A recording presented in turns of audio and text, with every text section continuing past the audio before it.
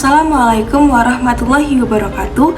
Perkenalkan, kami dari kelompok 15 dengan saya sendiri, Anissa Zakia Safitri dengan ujung NIM 73.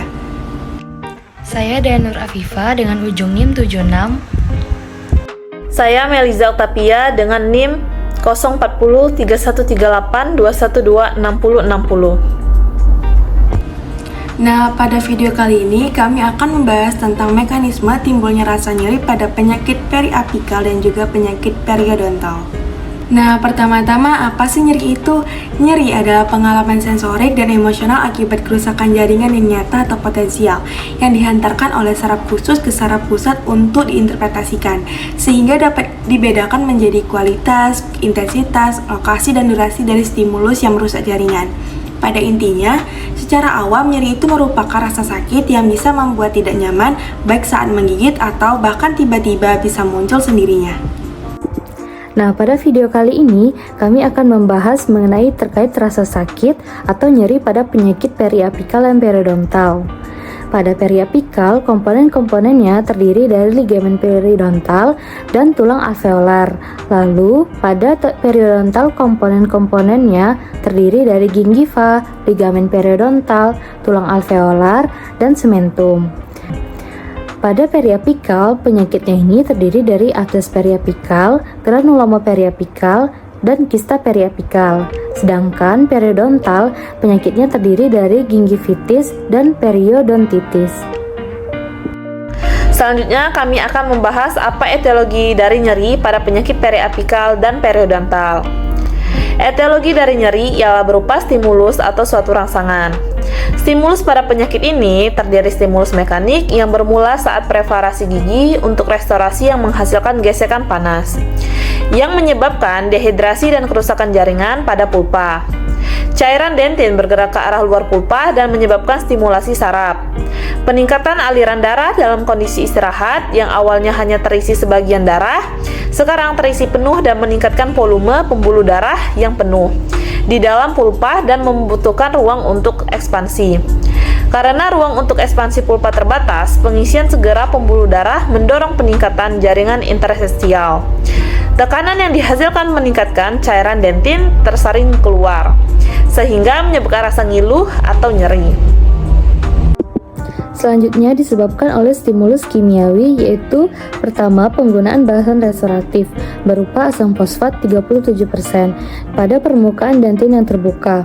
Penggunaan asam menyebabkan terbukanya tubulus dentin dan pengecsaan menggunakan asam tersebut juga menyebabkan peningkatan sensitivitas dentin yang signifikan. Lalu juga disebabkan oleh asam yang berasal dari obat-obatan seperti stimulan air liur yang bersifat asam atau sediaan yang mengandung asam asetil salisilat dan juga suplemen makanan seperti tablet vitamin C atau asam askorbik, serta disebabkan oleh asam ekstrinsik yang berasal dari makanan yang mengandung asam seperti asam asetat, contohnya mayonaise dan cuka. Adapun minuman yang mengandung asam seperti asam sitrat, contohnya jus jeruk. Selanjutnya disebabkan oleh tes termal, yaitu panas dan dingin. Kemudian juga disebabkan karena adanya bakteri yang menghasilkan produk yang dapat langsung mengaktifasi nociceptor, yaitu lipopolisakarida yang terdapat pada permukaan gram negatif seperti Fusobacterium nucleatum dan Porphyromonas gingivalis, serta asam lipotequa dari bakteri gram positif seperti Staphylococcus aureus yang akan merangsang sistem imun sehingga mengaktifasi nociceptor, dan beberapa protease yang dihasilkan oleh bakteri gram positif dan juga bakteri gram negatif, contohnya seperti tripsin. Lalu adanya larutan hiperosmotik yang menyebabkan rasa sakit, yaitu larutan yang mengandung gula dan garam, di mana larutan yang mengandung gula dan garam yang bercampur dengan saliva pada permukaan gigi. Lalu terjadi pergerakan cepat cairan di tubulus dentin, dan nyeri yang ditimbulkan atau dirasakan dapat juga timbul ketika larutan gula dan garam bersentuhan dengan dentin yang terbuka. Jadi, pada mekanisme timbulnya rasa sakit atau nyeri pada penyakit periapikal dan juga periodontal terdiri dari mekanisme secara langsung dan tidak langsung.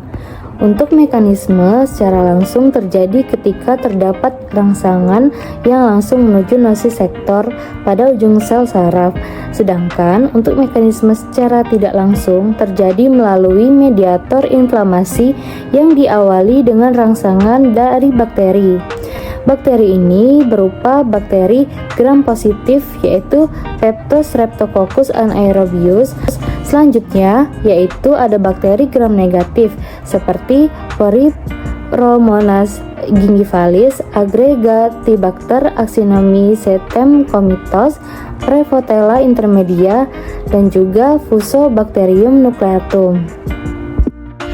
Lalu bakteri ini menghasilkan produk berupa produk bakteri LTA, asam lipotelkoat yang berasal dari gram positif. Lalu LPS, lipopolisakarida, yaitu berasal dari gram negatif. Selanjutnya leukotoksin dan protease yang berupa gingivin dan kolagenase. Produk-produk ini menyebabkan inflamasi sehingga menginduksi beberapa mediator inflamasi. Mediator inflamasinya antara lain sel fibroblast dan makrofag yang menghasilkan prostaglandin, sel mas yang menghasilkan histamin, sel neuron yang menghasilkan neuropeptida, dan ada protein plasma yang menghasilkan bradykinin. Nah, semua yang dihasilkan tadi merangsang nociceptor berupa ujung saraf bebas. Untuk saraf-saraf pada periapikal terletak pada ligamen periodontal dan tulang alveolar. Dan untuk saraf-saraf pada periodontal terletak pada gingiva, ligamen periodontal dan tulang alveolar. Serabut saraf ini terdiri dari dua macam, yaitu yang pertama ada serabut saraf A delta yang memiliki karakteristik nyeri tajam, akson bermailin, lokasi nyeri terlokalisir, kecepatan konduksinya cepat yaitu 6-30 menit per second, dan diameternya 2-5 mikrometer.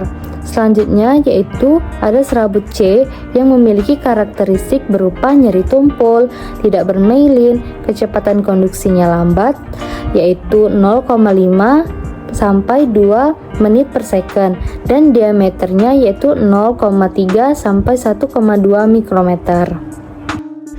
Nah, dari kedua serabut saraf ini akan diteruskan ke nervus trigeminal yaitu nervus 52 maxillaris dan juga nervus 55 mandibularis. Kemudian diteruskan ke otak, lebih tepatnya itu pada korteks cerebral. Melalui proses sinapsis yaitu kontak antara neuron dan neuron lainnya. Lalu di otak atau lebih tepatnya pada korteks cerebral akan diinterpretasikan berupa nyeri atau hipergalsia. Rasa nyeri tersebut terjadi pada penyakit periafikal dan penyakit periodontal.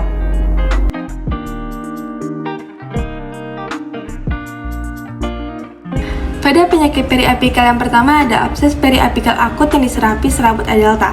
Abses periapikal akut ini memiliki karakteristik nyeri yaitu konsep cepat, lalu nyeri terlokalisasi pada gigi yang sakit, dan meningkat saat diberikan tekanan, lalu nyeri ringan sampai pada nyut kuat, kemudian nyeri saat menggigit atau nyeri tekan. Selanjutnya ada abses periapikal kronik yang diserapi serabut C. Abses kronik ini memiliki karakteristik nyeri yaitu konsep bertahap, lalu sedikit atau tidak ada rasa nyeri, kemudian mungkin berhubungan dengan area exacerbasi pada lesi asimptomatik atau kronisasi abses apikal akut. Selanjutnya yaitu ada granuloma periapikal yang diserapi oleh serabut A delta. Granuloma periapikal sebagian besar kasusnya yaitu asimptomatik, tetapi terkadang nyeri dan sensitivitas terlihat ketika eksaserbasi akut terjadi. Kemudian ada kista periapikal yang diserapi serabut A delta, yaitu kista periapikal dapat menimbulkan nyeri ketika terdapat eksaserbasi akut pada inflamasi periapikal.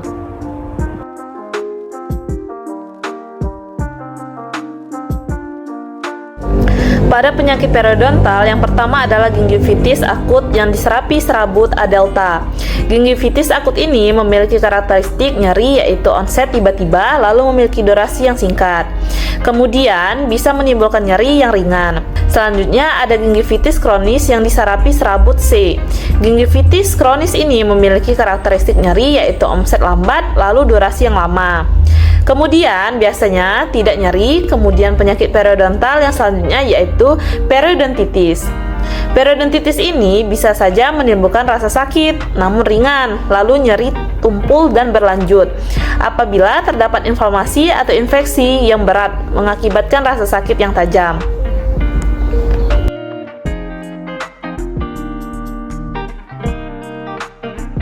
Sekian video dari kelompok kami ucapkan terima kasih. Wassalamualaikum warahmatullahi wabarakatuh.